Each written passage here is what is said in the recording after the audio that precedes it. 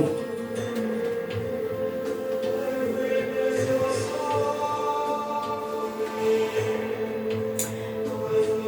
Well, I've come on here this morning just to show or to tell people how I coped when I was going through the worst part of my life. Because as you probably have seen my post about my children and when I lost them,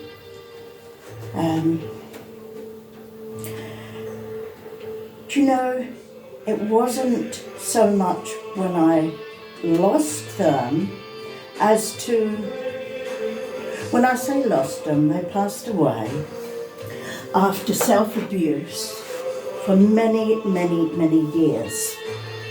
And it didn't matter what I did or what I said or what I tried, I couldn't change anything. And they still went their way, which was at the time for me a terrible, terrible experience. At the time I didn't want to be here at all because I just wanted to be gone, because they'd go off somewhere, disappear when they was into taking their drugs and drink and whatever else made them happy for a short while. And so somebody asked me the other day, and it was somebody that's doing the self-same thing, really, as what my children had been doing. Now, the question was not how he could stop, not how he could cope with this, but how did I cope? Because he wants to give his mother some advice on how to cope. And I must say that at the time, I felt, and I mean at the time when my children were going for it, because I had four children, 4 boys. It's what I always wanted, four children. Not necessarily boys, but I always wanted 4 children, and I always knew I was going to have them. This camera doesn't look straight. I do apologise, but I've got to straighten it up. That's better. No, it wasn't the sort of thing that I planned, although I do think that I knew in my subconscious mind that that something like this would happen, and I don't know how I knew it. I had always been afraid, to be honest with you, of drugs or anything like that. Oh my God, don't get near me, so I never really experienced any of that. So I don't know. I didn't know how to help my children, and it seems that they did start at a young age. I think it was about 14 when the eldest one started sniffing glue and going down that road, aerosols, anything. And I remember going into the shop when I found out that the corner shop near the school was selling glue to people. I did go in and made a scene, I'm afraid, about not selling glue to children. And of course now it's all legal, but then when I say all legal, I mean now I don't believe you're allowed to sell glue to people under a certain age, 18 I think it is. But at the time, they were selling it to anybody. It didn't matter. You got the money, here we are.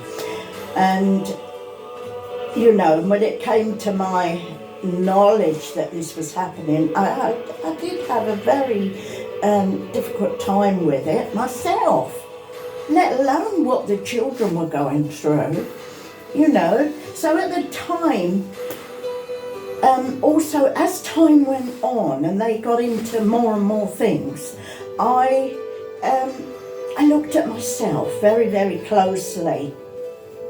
I looked at myself, and you know, the thing is, for every possible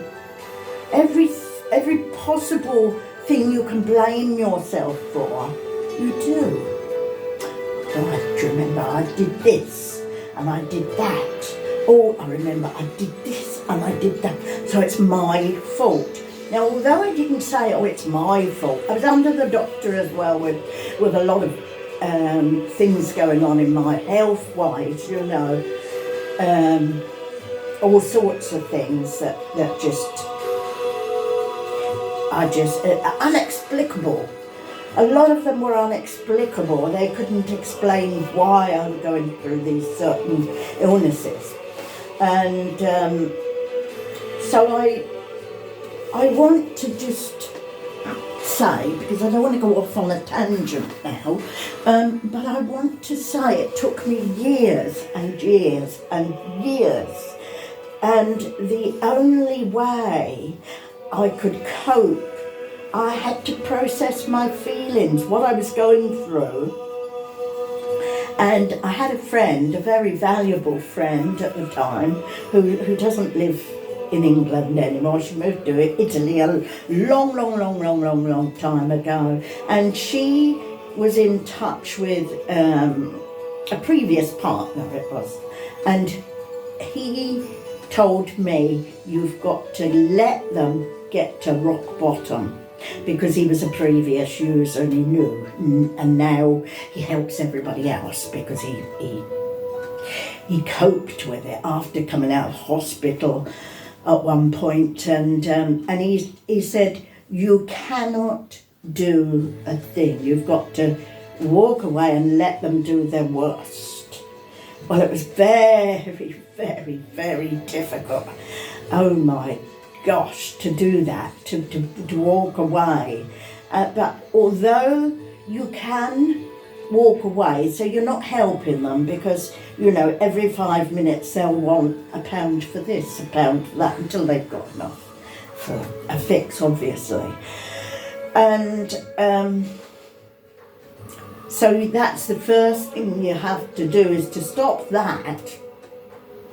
And that helped me, I suppose, in a way, because when I say I walked away, I didn't actually walk away. How can you? When you're so closely attached, it's like an umbilical cord. You have 4 children, you're joined by that umbilical cord.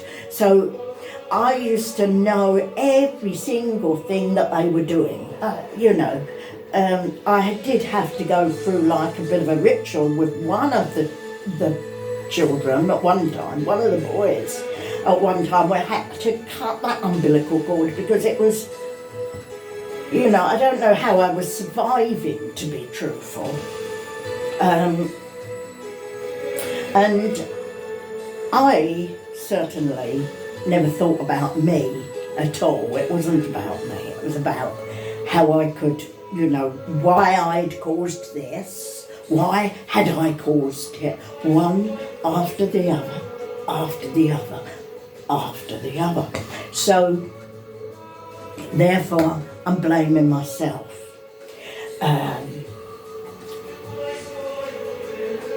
Tried not to judge. That was very difficult as well. But in a way, I suppose, if I was judging at that time, you know, when people, because other people are the greatest judges.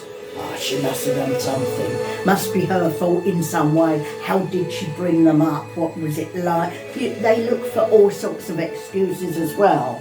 to blame the parent. And this, so after years and years and years of suffering, where I didn't want to be here, where I couldn't get on with an ordinary day, I started to deal with it. And then as each one went into the spirit world, went over into the spirit world, I mean, one of them got really clean and really wanted to make a new life. And I'd only seen him the day before, and he said, well, you're lucky, you can do this, you can do that. You can. And I said, I'm not lucky, Paul. We all make our own luck. You can do this, you can do it, it's up to you. That night he went home and unfortunately didn't survive the night because he wanted to escape. And he had the guts to do it. He had the guts to do it. I wanted to escape. I don't think I had the guts to do it. But I can remember the most miserable times where I found myself crawling on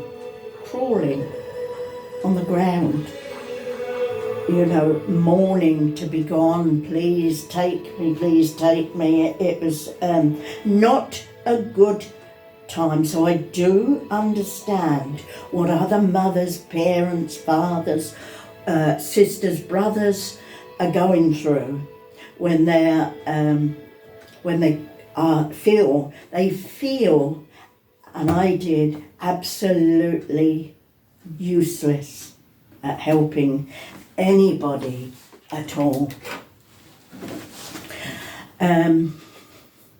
Anybody with these problems.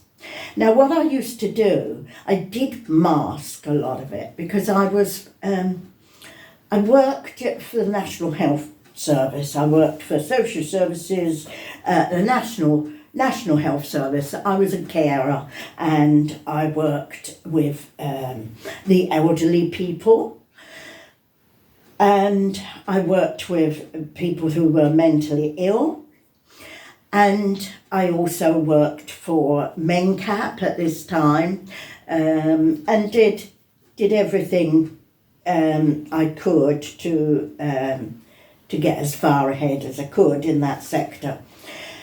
So what I did mask a lot. So when people used to say, hello, how are you? I'd say, morning, yes, I'm fine, how are you?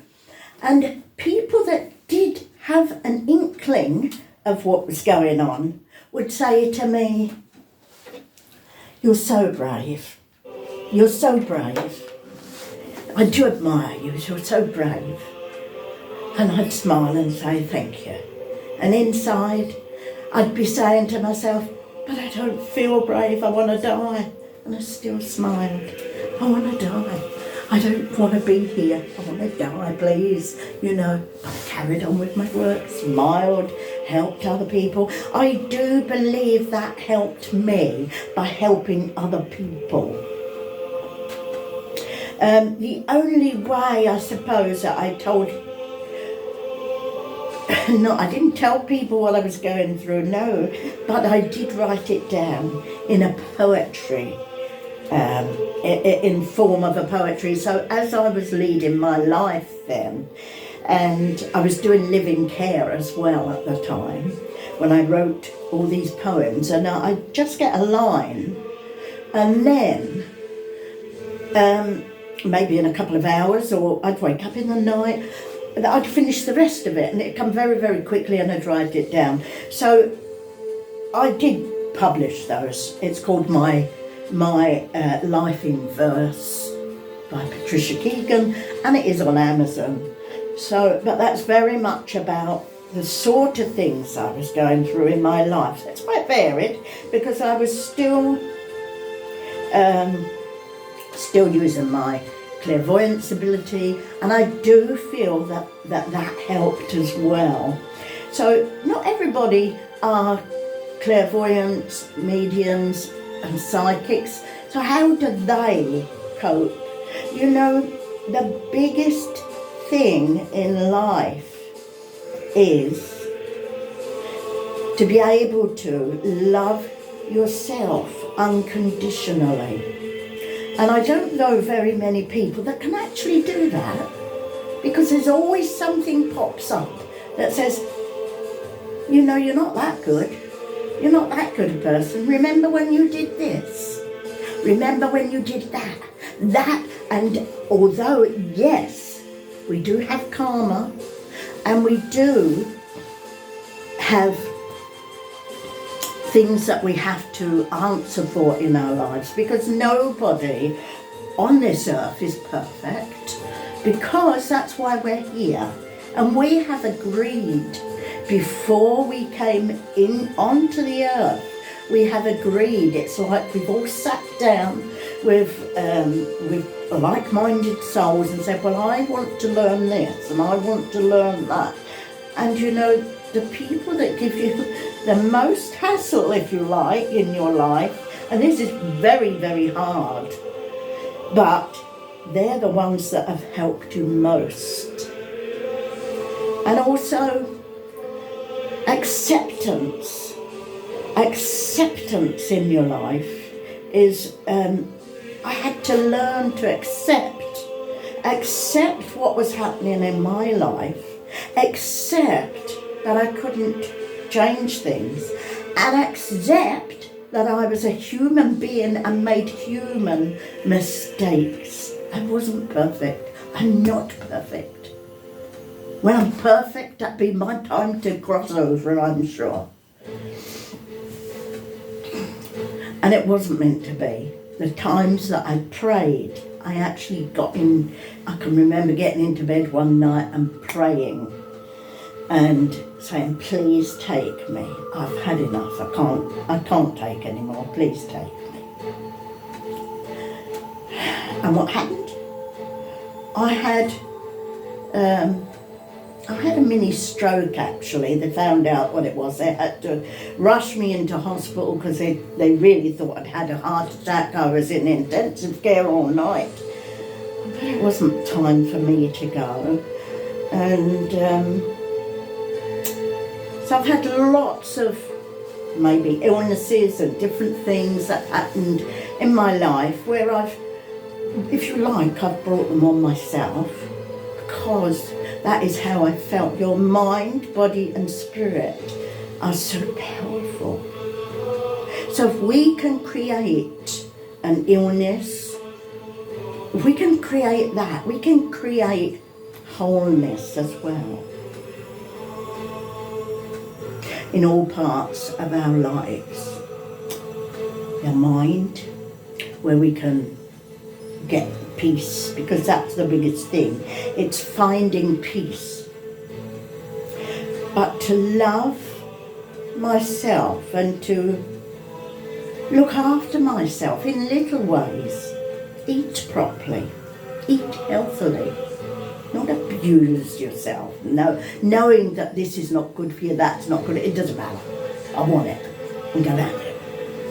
Knowing that it upsets your system and it upsets your bodies. I am also diabetic, among other things, diabetic. So, yeah, I could eat all manner of things, knowing that I wasn't really, but I was stubborn and I did ignore a lot of the signs as well.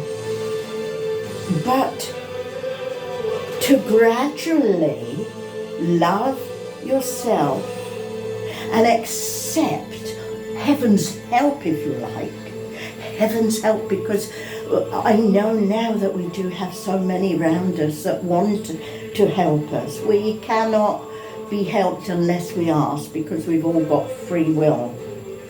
But you know, if you're coping with someone around you that you deeply love, that are going through alcoholic problems, drug problems, self-abuse problems, you can self-abuse in all different ways. And if if you're doing that, the best thing, in my experience, that you can do is to take great care of yourself. Love yourself, love your thoughts unconditionally. Unconditionally. Love thy neighbour as you love yourself. How do you love yourself? Do you love yourself? Do you blame yourself for other people's mistakes, experiences? Because I know I did. And I carried guilt around with me for years. And daily, I think, I got abuse from